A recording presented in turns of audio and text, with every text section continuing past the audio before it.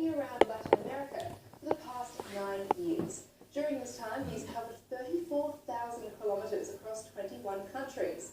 Martin's back in his hometown this month before he heads off on his next adventure to India. And he's here to share his experiences on the road. Martin, thanks so much for being here today. First of all, why walk for 9 years? Well, I spent many years travelling around the world using different kinds of transport, and I found that walking was just incredible to see the planet. We live on the most incredible planet, and I just enjoyed 5 kilometres an hour. It's perfect velocity level of speed for just looking around the planet.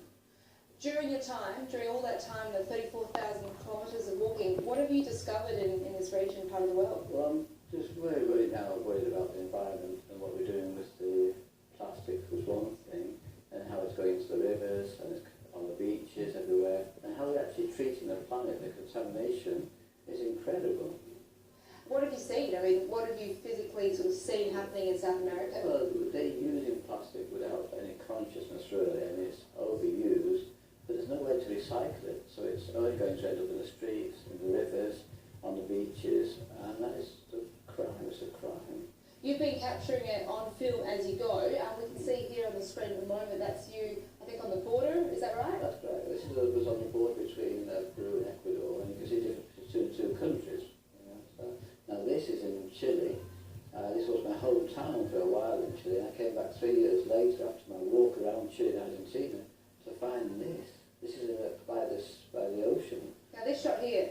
No, this is in the Amazon, and this has been going on for 20 years. This is a government truck dumping into the Amazon River, and does it 4 times a day. And we have a huge campaign to try and stop this. I spoke to many people about it, political people. It's been on many national televisions, and it's still going on today, and no one's just doing anything about it. This is actually a criminal offence. It's a criminal act to be just dumping rubbish into the Amazon River and just dumping it anywhere, basically.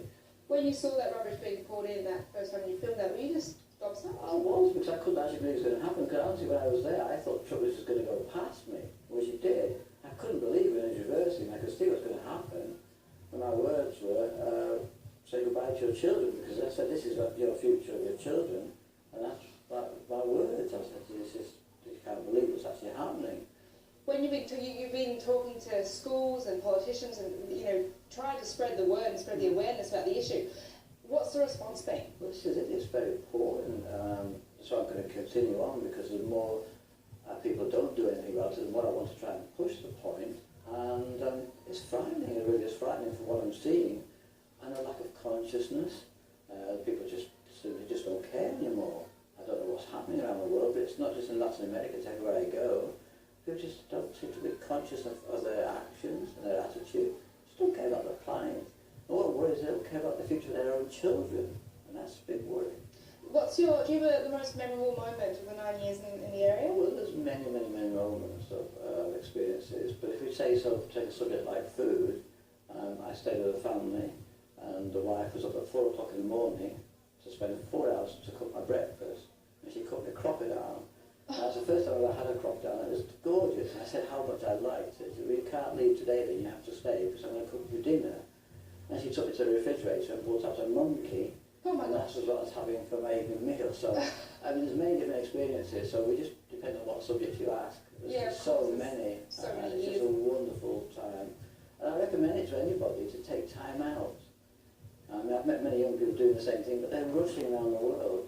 And I would say to people, no, walking, slow down, and really see what a wonderful, incredible planet you live on. Yeah, you're lucky you have that time now to do that. You've obviously worked and saved. I would say to anybody, it doesn't matter what age you are, take time off. You can always come back to whatever you had before, but it's most important, and you'll probably do something different once you've had this experience. So I would recommend anybody, not just going to Latin America, not going spending 9 years, but come to anywhere you feel like. Just go and walk and talk to people, see the environment, and just carry on with that sort of attitude, just to see it.